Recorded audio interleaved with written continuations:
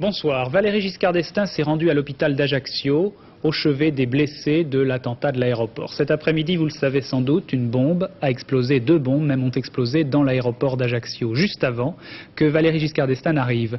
Une déflagration très violente, des dégâts très importants dans l'aéroport. La bombe a explosé dans une consigne et finalement donc 8 blessés, dont 4 touristes suisses.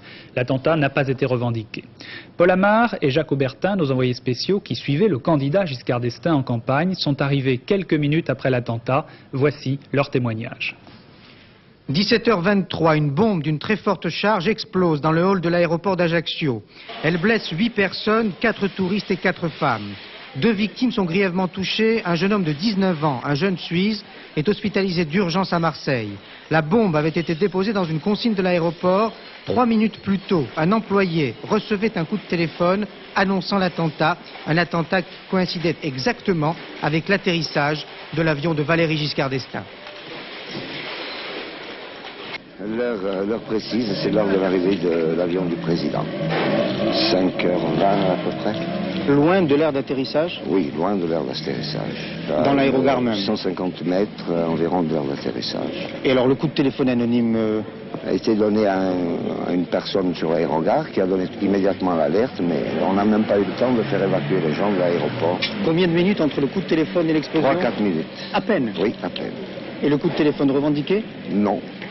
On ne sait pas encore, parce que l'affolement, là, on ne sait même plus à qui ils ont demandé pour faire cet appel. Donc, à votre avis, une bombe posée pour tuer?